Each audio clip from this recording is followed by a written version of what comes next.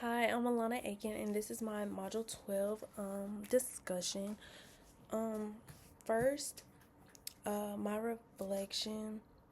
Um, One personal example of like a meaning and making as a coping strategy comes from one of my older cousins who went through a painful divorce after 10 years of marriage. At first, she was like devastated, obviously, feeling like she had failed herself and her partner at the time. Um, However, like over time, like she began to like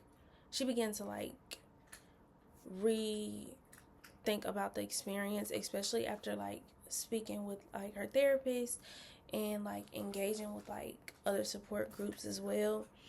When I say support groups, I mean like her friends, of course, and she did attend an actual support group where it was like a lot of divorced women um, coming from marriage. And instead of like she started to view the divorce as, instead of it being a personal failure, it kind of became like she started to see it as a necessary step like forward, um, where she could find herself and start prioritizing her emotional well-being rather than having to worry about someone else and herself. um, in the textbook, they describe meaning and making and reframing as part of like a cognitive coping strategies that allow like individuals to manage like stress by interpreting events in a more positive or growth oriented way. Um, my cousin's shift in thinking helped her like regain like a sense of herself, and today like she reflects on that chapter in her life, and she uses it as a turning point that like led her to like a healthier relationships and stronger boundaries for herself. um and I think this like perfectly aligns with the concept in the textbook, where like cognitive coping helps like individuals adapt to crisis through perspective shifts and redefinition of events. Um, One thing in the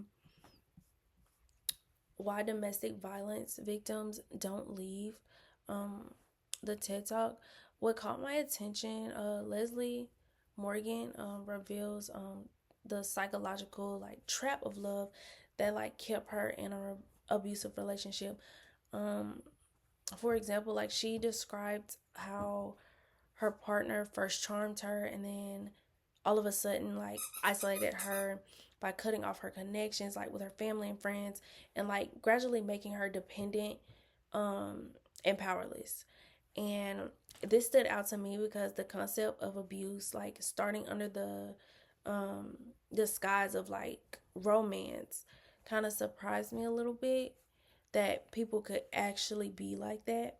um I think it's a powerful like it's a reminder that domestic violence isn't always like obvious from the beginning. Um this connects in the textbook to how power and control dynamics can undermine like intimacy. When one partner gains emotional and social control, true connections like start to come about.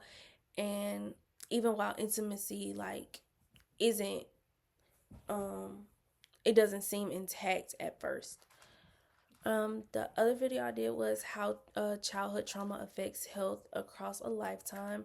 um Dr. Nadine, she highlighted like the long-term physical effects of adverse childhood experiences. She explained how like repeated like early stress can impact like brain development, the immune system, and increase like risk of chronic diseases like heart disease and lung cancer. Um, why this stood out to me, it stood out because I was like kind of like surprised by the clarity of like connecting like childhood trauma to like later physical illness. Um, I thought that was crazy to see how emotional like experiences like shape like your physical well being. And I think like in the textbook, the discussion on how stress and trauma in family context can influence like both interpersonal relationships and health outcomes over a lifespan. So I thought they were really interesting.